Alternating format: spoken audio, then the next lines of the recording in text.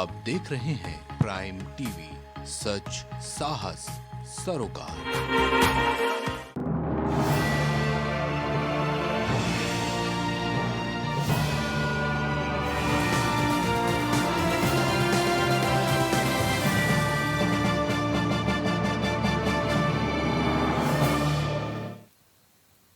नमस्कार, स्वागत है आपका प्राइम उत्तर प्रदेश में। मैं हूं आपके साथ ईशा भार्गव। तो आज बात करेंगे तूफान और महातबाही की।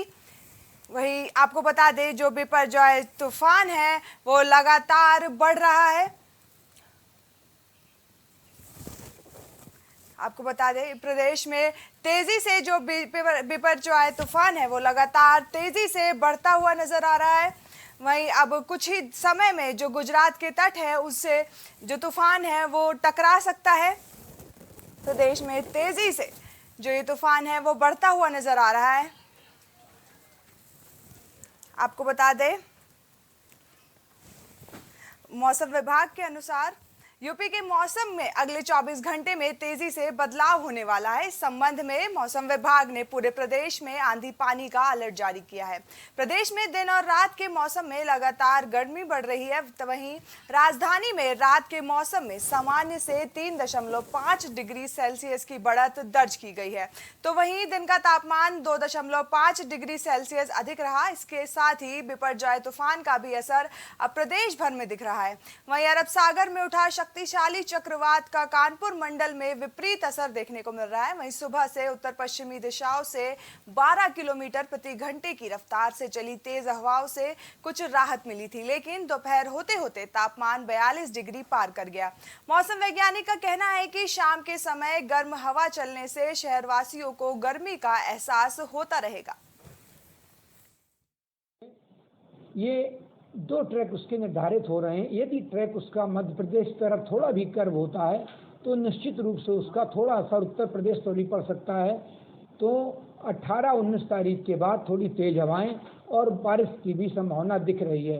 लेकिन अगर वो साइक्लोन ऊपर राजस्थान और पाकिस्तान की तरफ निकलता है तो यहाँ क्लाउड रहेंगे और बाकी इसी तरह गर्मी पड़ती रहेगी। अभी फिलहाल कानपुर में अगले 48 घंटे तक तो कोई बहुत राहत मिलने की उम्मीद नहीं है, लेकिन हवाएं चलती रहेंगी।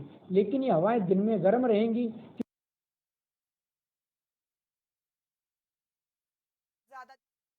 हमारे साथ गौरव जुड़ चुके हैं। तो गौरव, लगातार बिपरजॉय तूफान जो है वो बढ़ता हुआ नजर आ रहा है। वहीं जो क्या कुछ रफ्तार है इस तूफान की और ये कब तक गुजरात से टकरा सकता है?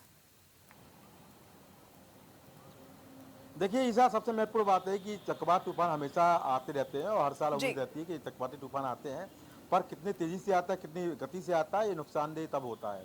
इससे पहले हमने देखा 1970 में भोला आया था। भोला ने बड़ी संख्या में तबाही मचाई थी। चाहे बांग्लादेश की बात करें, चाहे पूरी पाकिस्तान की बात करें और चाहे भारत की बात करें, 5 लाख से ज़्यादा लोग मारे गए थे। अगर हम बात करें 1999 की, जो तूफान आया था उसका नाम उड़ीसा था। उड़ीसा में भी 25,000 से ज़्यादा लोग मारे गए थे। तो बड़ा तूफान वहाँ पर उड़ीसा भी था। उसके बाद से हम लगातार देखें, तमाम तरह के हुतुतु आया है, तातीन आया है, अम्फान आया है, तमाम तूफान आए हैं, पर जनहानि यहाँ पर नहीं हुई है। जब तटीय क्षेत्र होता है, समुद्र जब ज्वार उठता है तो उस तरह के तूफान आते रहते हो। फिलहाल यहाँ पर जैसे बिपरजॉय की बात चल रही है, अगर गति की बात करें ईसा, तो यहाँ पर पहले गति 135 से 40 किलोमीटर प्रति घंटा बताई जा रही थी, पर दोपहर तक इसकी जानकारी थी कि इसकी गति शायद कुछ कम हुई है।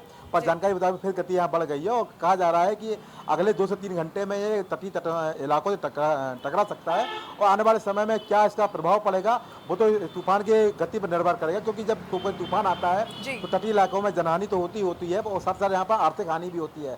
अब जनहानि को देखते हुए यहाँ पर 74,000 जो लोगों को यहाँ पर अलग अलग जगह पर पहुँचा दिया गया है, निश्चित जगह पर पहुँचा दिया गया है। ये बहुत बेहतर पहल सरकार द्वारा की गई, क्योंकि हमने देखा है पहले भी प्रधानमंत्री नरेंद्र मोदी द्वारा इसके लेकर बैठक की गई थी 2 दिन पहले।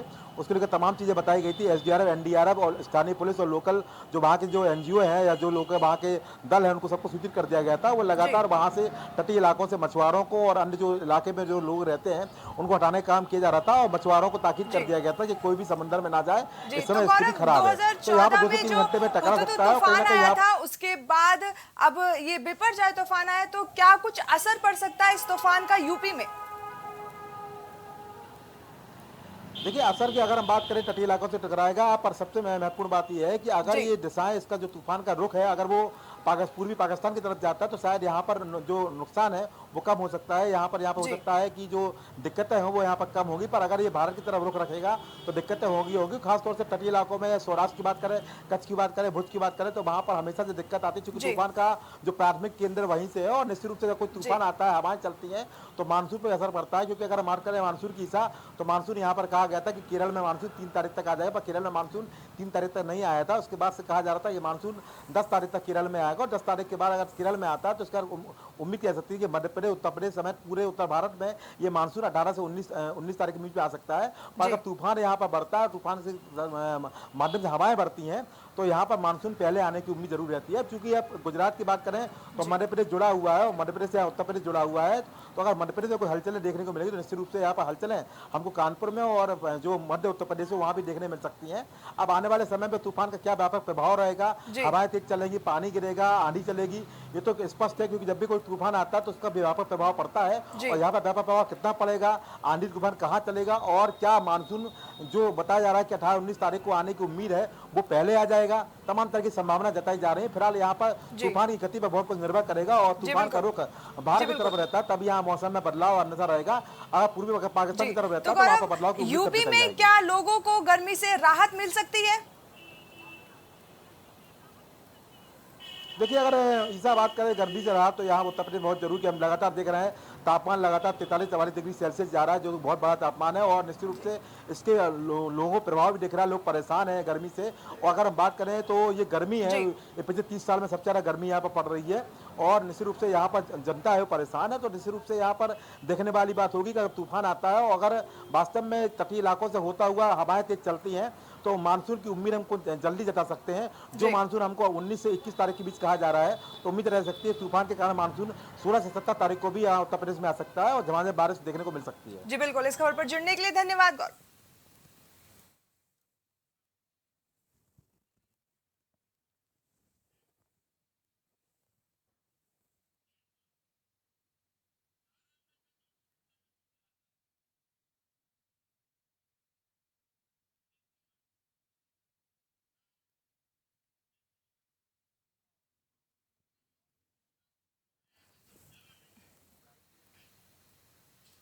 वहीं मिशन 2024 को लेकर सभी राजनीतिक पार्टियां अपने अपने चुनावी समीकरण साधने में जुटी हुई है। इसी क्रम में सपा कार्यालय पर तीसरे दिन भी बैठक का दौर जारी रहा, और आज सपा कार्यालय पर गोरखपुर मंडल के कार्यकर्ताओं की बैठक हुई। इस बैठक में मिशन 2024 और मुख्यमंत्री योगी आदित्यनाथ को उनके ही घर में घेरने की रणनीति भी बनाई जा रही है।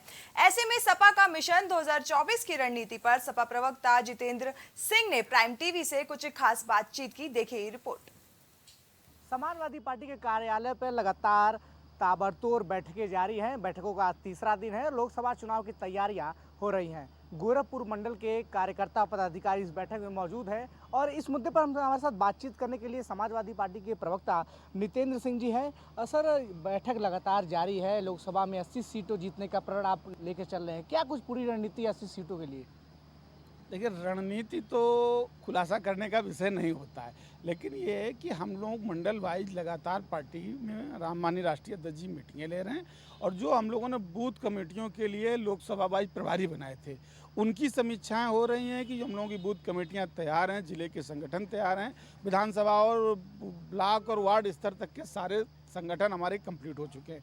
अब हमारे बूथ स्तर पर एक बूथ और 10 यूथ का जो होगा ना, उस स्तर की पूरी तैयारियां और उसकी समीक्षाएं हो रही हैं। और अब चूंकि जिस तरीके से देश और देश के हालात पैदा हो गए हैं, और लगातार केरल के और कर्नाटक की हार के बाद अब चूंकि उपचुनाव लगे, मध्य प्रदेश का और छत्तीसगढ़ का भी और राजस्थान के भी विधानसभाओं के चुनाव होने, जिस तरीके की जो खबरें निकल करके आ रही हैं कि केंद्र की सरकार हताशा और निराशा में है कि मध्य प्रदेश और राजस्थान भी अगर वो हार जाएंगे तो बहुत ख़राब मैसेज होने वाला है, और ये निश्चित है कि ये लोग हारने जा रहे हैं। इसकी वजह से लोग जैसी प्लानिंगें आ रही हैं कि जल्दी ही लोकसभा का चुनाव नवंबर तक कराए जा सकते हैं विधानसभाओं के साथ। इसकी वजह से हम लोग भी अपनी पूरी तैयारी अभी से मजबूती से करके चल रहे हैं। कभी भी लोकसभा का चुनाव घोषित हो और समाजवादी नौजवान अपने पूरे जोश और होश के साथ संगठन की मजबूत तैयारी के साथ हम लोग लोकसभा की तैयारी के लिए कमर कस चुके हैं और पूरी तैयारी के साथ इस बार जनता ने भी मन बना लिया है कि केंद्र से भारतीय जनता पार्टी और नरेंद्र मोदी की सरकार को हटाना है। क्योंकि जिस तरीके से इन लोगों ने अच्छे दिनों का वादा करके नौजवानों को 2 करोड़ नौजवानों को प्रतिवर्ष रोजगार देने का बात करके आए थे, स्मार्ट सिटी बनाने की बात करके आए थे, किसानों की आय को दोगुना बढ़ाने की जो बात करके आए थे, लेकिन सारे के सारे वायदे इनके जो जुमले साबित हुए हैं पूरी तरीके से। लगभग 10 साल जो सरकार के कंप्लीट होने वाले हैं आने वाले समय में, लेकिन आज तक इन पिछले बीते हुए 9 सालों में देश लगातार नीचे की तरफ गया है। और मैं तो ये कहूँगा कि आर्थिक मामलों में अब तक का मौजूदा जो प्रधानमंत्री हैं ये आर्थिक रूप से देश के लिए खलनायक साबित हुए हैं। पिछले 67 सालों का अगर आपने हिसाब लगाया हो तो इस देश में मात्र 55 लाख करोड़ रुपए का कर्जा था, लेकिन पिछले 8 सालों में 2014 से 22 अगर देखा जाए तो 14 से 22 के बीच में 85 लाख करोड़ का कर्ज ऑफिशियली लिखा पढ़ी में हो चुका है। और इसके बाद अगर 22 के बाद आज इधर जो 24 तक के 2 साल का समय आएगा कितना होने जा रहा है इसका चूंकि ऑफिशियली आंकड़ा नहीं दिया जा सकता है इसलिए उस पर नहीं कहूँगा, लेकिन 1 लाख करोड़ से ऊपर का लगातार कर्जा इस देश में हुआ है। देश की आर्थिक स्थिति पूरी तरीके से खराब हो चुकी है। लगातार 2-2 बार नोटबंदी करना, नोटबंदी आज तक व्यापारी परेशान है, तो किसान हो, नौजवान हो, छात्र हो, सब के सब परेशान है। इस्लामी तालीम के विश्व प्रसिद्ध केंद्र दारुल उलेम देवबंद ने छात्रों के लिए नया आदेश जारी किया है। इसके तहत छात्रों को दारुल उलेम में तालीम हासिल करने के लिए इंग्लिश या दीगर शिक्षा से दूर रहना होगा, नहीं तो छात्रों को संस्था से बाहर का रास्ता दिखाया जाएगा। दारुल उलूम के शिक्षा विभाग के प्रभारी मौलाना हुसैन हरिद्वारी ने छात्रों के लिए ये नया फरमान जारी करते हुए कहा है कि दारुल उलूम में शिक्षा ग्रहण करने के दौरान छात्रों को दिगर किसी तालीम जैसे इंग्लिश वगैरह की इजाजत नहीं दी जाएगी।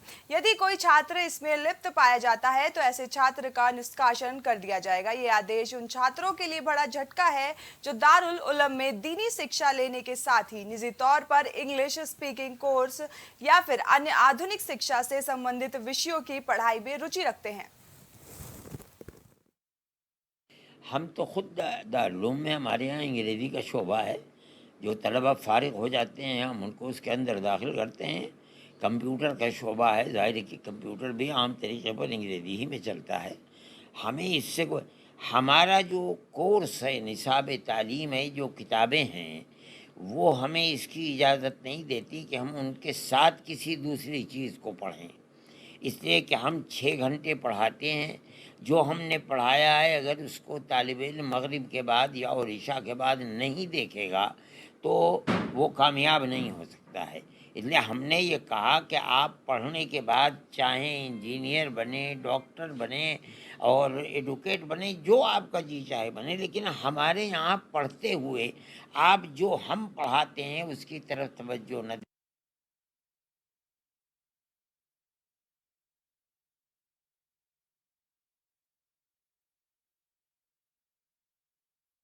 जानकारी के लिए हमारे साथ नजम मंसूरी जुड़ चुके हैं। तो मंसूरी, अब जो छात्र हैं अब वो क्या कुछ आगे कार्रवाई करेंगे इस आदेश पर?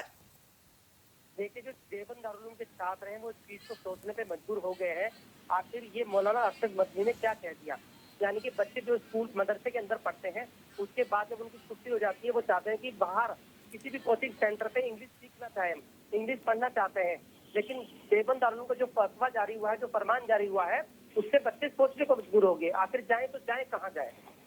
जी बिल्कुल, तो अब क्या कुछ जो सरकार है वो कुछ करेगी इसको लेकर?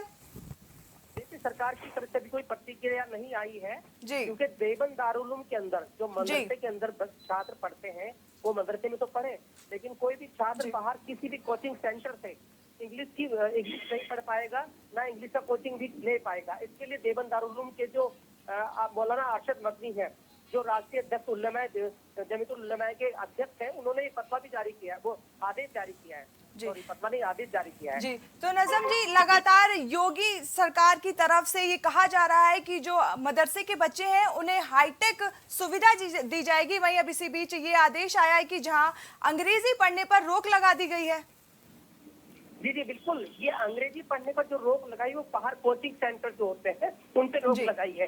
अरशद मदनी का कहना है कि हमारे यहाँ मदरसे के अंदर भी इंग्लिश सिखाई जाती है और उर्दू सिखाई जाती है, अरबी सिखाई जाती है, फारसी सिखाई जाती है। जो भी सीखना है वो मदरसे के अंदर रह के सीखे, बाहर किसी भी अंग्रेजी कोचिंग सेंटर पे नहीं जाएंगे। जी जी बिल्कुल, इस खबर पर जुड़ने के लिए धन्यवाद।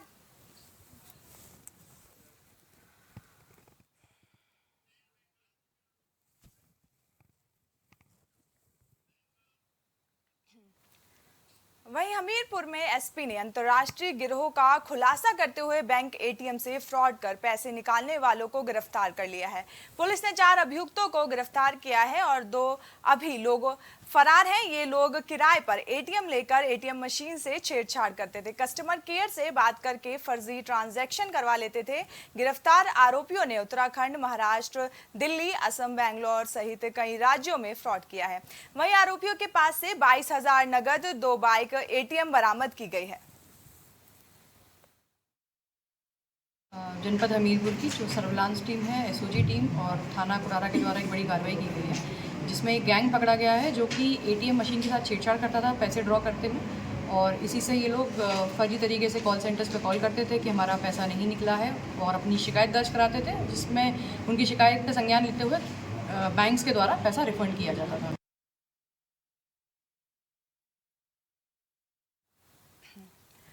वहीं झांसी में सत्ताधारी ठेकेदार के द्वारा थाना चलाने का मामला अब और गर्माता जा रहा है, जहां पीड़ित ने खुला क्षेत्राधिकारी से शिकायत करते हुए एक और गंभीर आरोप लगाया है। पुलिस का कहना है कि सत्ताधारी के पक्ष में उसकी शिकायत पर पुलिस कोई भी कार्रवाई नहीं कर रही है। पीड़ित ने थाने में भी शिकायत की थी, लेकिन पीड़ित की कोई भी सुनवाई नहीं हुई। बता दें कि थाने को पुलिस के अफसर नहीं बल्कि सत्ताधारी ठेकेदार पर थाना चलाने का गंभीर आरोप लगा है।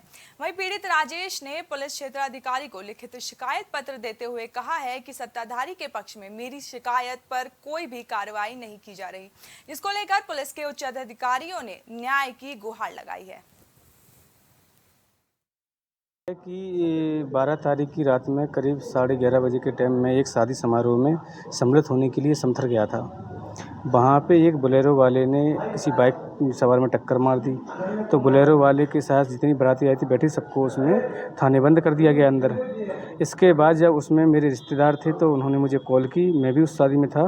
तो फिर जैसे मैं वहाँ पहुँचा कॉल पे, तो मैंने कहा कि यहाँ के एसएसपी साहब कौन हैं। तो वहाँ पे जो मोहित उदनिया हैं जो सत्ताधारी हैं, तो उन्होंने कहा कि मैं यहाँ का एसएचओ हूँ। मैं तो चूँकि जानता नहीं था कि वहाँ का एसएचओ कौन है। तो मैंने जैसे उनको फ़ोन पकड़ा, मैंने भैया एक लोगों से बात कर लो आप। तो उन्होंने मेरा नाम पूछा कि नाम क्या है, मैंने कहा मेरा नाम राजेश गौतम है। तो उन्होंने फ़ोन कट करके और मुझे जाति सूचक गालियों से वो बात करी।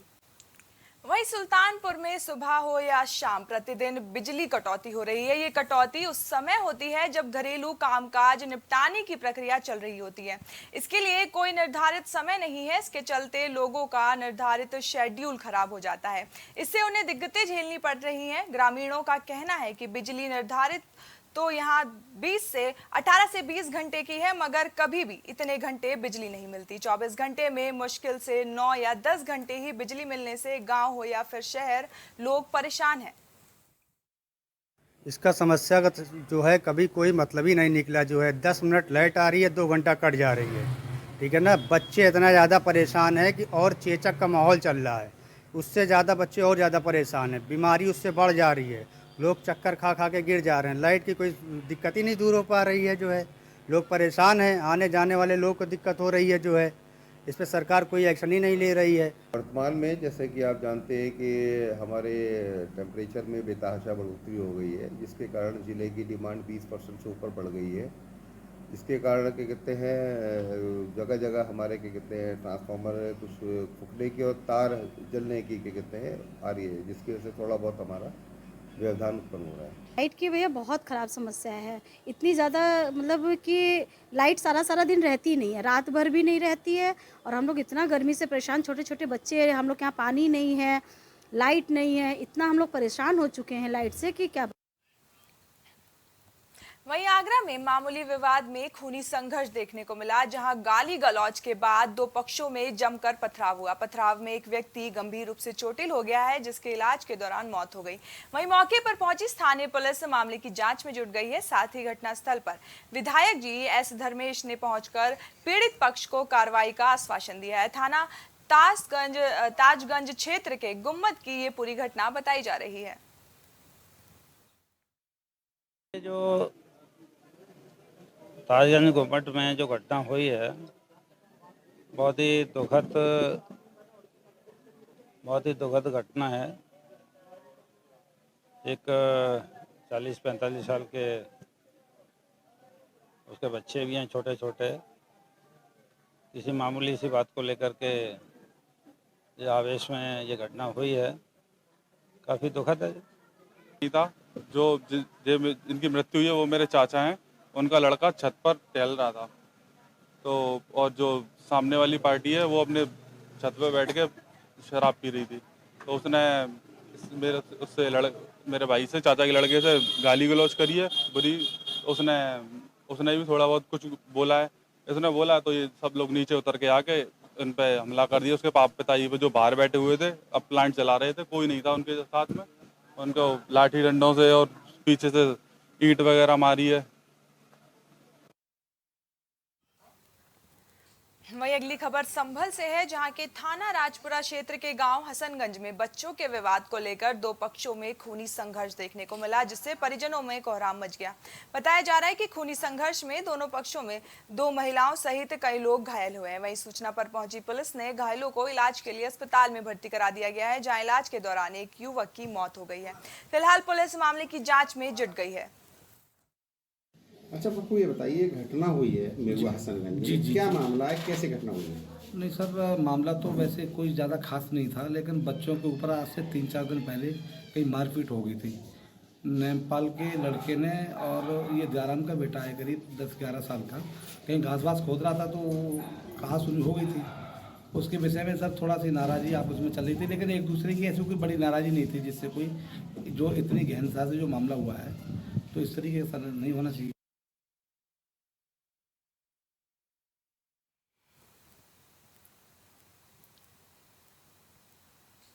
खबर फतेहपुर से है, जहां नाबालिग छात्रा को अगवा कर रेप करने का मामला सामने आया है, जहां पीड़ित परिजन ने गांव के युवक पर रेप का आरोप लगाते हुए थाने में पहुंचकर शिकायत दर्ज कराई, लेकिन पुलिस द्वारा कोई कार्रवाई नहीं की गई, जिसके बाद पीड़ित परिजन डीएम और एसपी ऑफिस पहुंचकर आरोपी के खिलाफ कार्रवाई की मांग कर रहे हैं। बता दें कि जिले के खागा कोतवाली क्षेत्र के गाँव के ही रहने वाले एक युवक पर नाबालिग छात्रा को अगवा कर रेप के बाद मारपीट करने का आरोप लगा है। पीड़ित लड़की जब आरोपी के चुंगल से छूटकर घर पहुंची तो अपने परिजनों को आप बीती बताई, जिसके बाद पीड़ित परिजन थाने पहुंचकर तहरीर दी, लेकिन पुलिस ने कार्रवाई के बजाय सुलह समझौते का दबाव बनाने लगी, जिसके बाद पीड़ित परिवार आज डीएम एसपी ऑफिस पहुंचकर आरोपी के खिलाफ कार्रवाई किए जाने की मांग कर रहा है।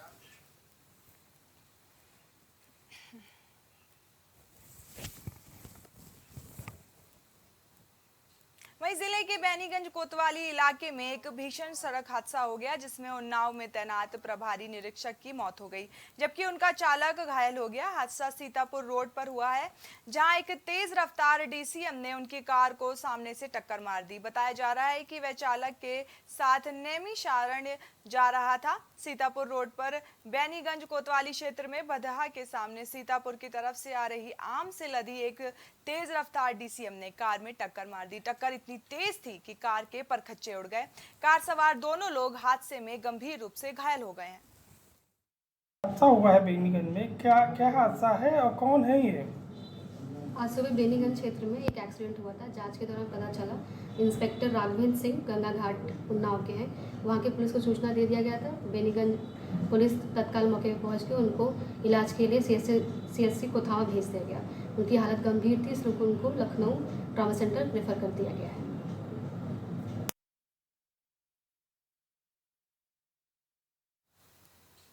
वहीं फैजाबाद की पॉश मार्केट 1 नंबर में कैलाश ज्वेलर्स के ऊपर बने कपड़े के दुकान में अचानक आग लग गई। इसकी सूचना पुलिस थाना कोतवाली को दी गई, जिसके बाद थाना कोतवाली प्रभारी अपनी टीम के साथ मौके पर पहुंचे। साथ ही फायर ब्रिगेड की टीम ने घटनास्थल पर पहुंचकर आग पर काबू पाने का प्रयास किया। वहीं आग लगने की वजह से कैलाश ज्वेलर्स और उसके ऊपर बने कपड़े के शोरूम में लाखों रुपए का माल जलकर खाक हो गया।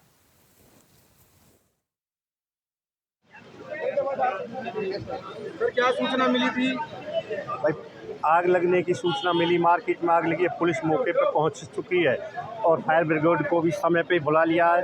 आग लगभग काबू कर ली है। कारणों का अभी इसका पता नहीं चला है। काफ़ी नुकसान हुआ है कैलाश ज्वेलर्स से और कपड़े का भी। 3 गाड़ियां लगाई गई है तब जाकर आग पर काबू पाया। कितनी भयंकर थी आग? आग भयंकर तो है ही, और बाकी क्रॉसिंग हवा का नहीं होता, टेम्परेचर ज़्यादा होता है तो इंतजाम तो करने पड़ते ही हैं।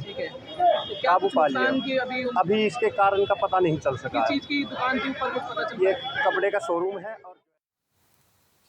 वहीं अमरोहा जनपद के गांव हसनपुर कला में अचानक अज्ञात कारणों से 10 से 11 बिटोरों में आग लग गई और आग इतनी विकराल थी कि गांव भर में अफरा तफरी का माहौल मच गया। वहीं गांव के लोगों ने बताया कि जिन बिटोरों में आग लगी है उसके ऊपर हाई टेंशन लाइन का तार गुजर रहा है, इसलिए बड़े हादसे का अंदेशा है। वहीं इस मामले में बिजली विभाग के अधिकारियों को जानकारी दी गई है और गाँव के लोगों ने आग लगने की लाइव वीडियो बनाकर सोशल मीडिया पर वायरल कर आला अधिकारियों से संज्ञान लेकर कार्रवाई करने की मांग की है।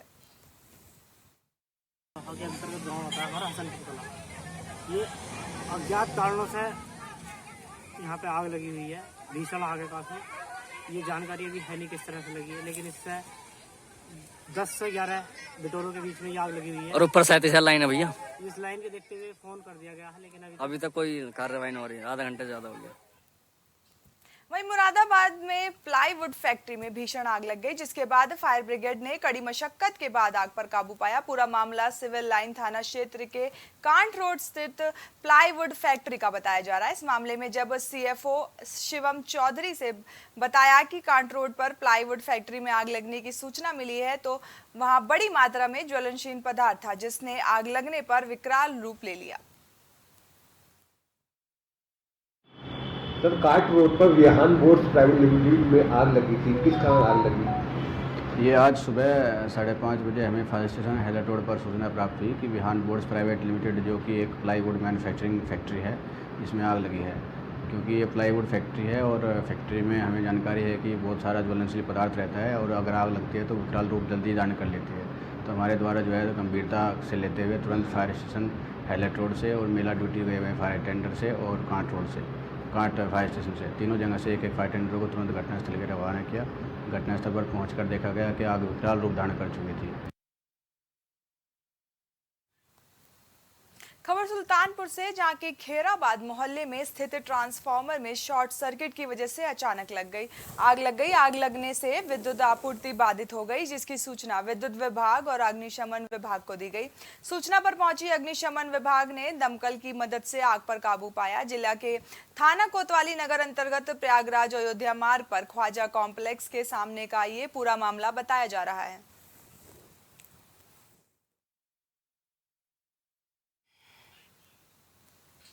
यूपी जेईई और बीएड के एग्जाम को लेकर गाजियाबाद में प्रशासनिक अधिकारियों द्वारा पुख्ता इंतजाम किए गए हैं, जहां सीसीटीवी कैमरे और पारदर्शिता से इन एग्जामों को कराया जा रहा है। इस बार मुख्य रूप से एग्जाम देने वाले अभ्यर्थियों को अपना मोबाइल, कैलकुलेटर, थैला, किताबें और इलेक्ट्रॉनिक वस्तु का प्रवेश पूरी तरह से विद्यालय परिसर में प्रतिबंधित है और पुलिसकर्मियों द्वारा समय समय पर विद्यालयों के अंदर गश्त भी की जा रही है।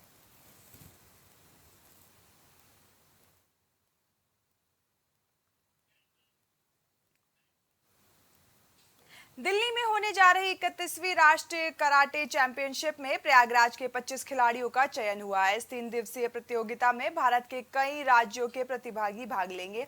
संगम डिस्ट्रिक्ट कराटे एसोसिएशन प्रयागराज के इन चयनित खिलाड़ियों में सभी आयु वर्ग के छात्र छात्राएं शामिल हैं। चैंपियनशिप में अच्छा प्रदर्शन करने के लिए खिलाड़ी बेजोड़ मेहनत और काफी प्रैक्टिस में जुटे हैं।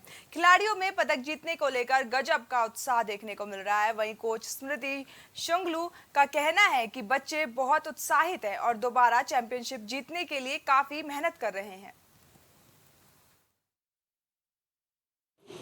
मैं सिलेक्शन के लिए मैं बहुत खुश हूँ। मैं चाहता हूँ कि मेरे और मेरे क्लासमेट्स भी गोल्ड मेडल फिर से जीते। मैं पिछले AIK चैम्पियनशिप का गोल्ड मेडलिस्ट हूँ और मेरे क्लासमेट्स भी हैं, तो मैं चाहूँगा कि मैं वहाँ पे जाके फिर से गोल्ड मेडल जीतूँ। और 4 महीने से मैं तैयारी कर रहा हूँ। मैं अपने शहर का नाम रोशन करना चाहता हूँ और आगे जाके ओलंपिक्स में भी भाग लेके गोल्ड मेडल जीत के अपने भारत का नाम रोशन करना चाहता हूँ। 21 जून से 23 जून 3 दिवसीय 31वीं AIKF national karate championship Delhi ताल कटोरा स्टेडियम में होने जा रही है। उसमें प्रयागराज से 25 बच्चों का सिलेक्शन हुआ है उस चैम्पियनशिप के लिए। और जैसे कि आप देख सकते हैं यहाँ पे सारे बच्चे उस चीज़ के लिए प्रैक्टिस कर रहे हैं, क्योंकि इससे जब ये बच्चे वहाँ खेलेंगे और पदक हासिल करेंगे तो फिर इससे इनकी आगे वर्ल्ड चैम्पियनशिप में होने वाली जितनी भी चैम्पियनशिप है वर्ल्ड में, उसके लिए इनका चांस बनता है। तो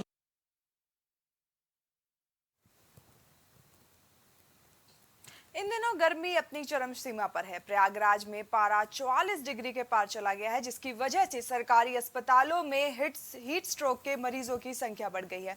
प्रयागराज मोतीलाल नेहरू मंडलीय चिकित्सालय में गर्मी से हीट स्ट्रोक के लक्षण वाले रोजाना लगभग 30 से 40 मरीज पहुंच रहे हैं। वहीं मोतीलाल नेहरू मंडलीय चिकित्सालय प्रयागराज बाल रोग विशेषज्ञ डॉक्टर RS दुबे ने लोगों से हीट स्ट्रोक से बचाव के लिए ज्यादा से ज्यादा मात्रा में पानी पीने की सलाह दी है।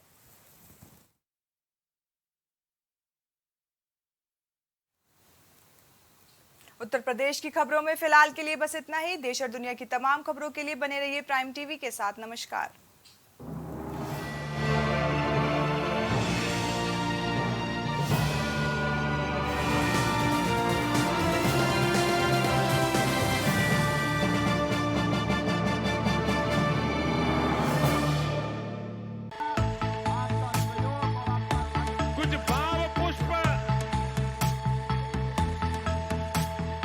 आप देख रहे हैं प्राइम टीवी, सच साहस सरोकार।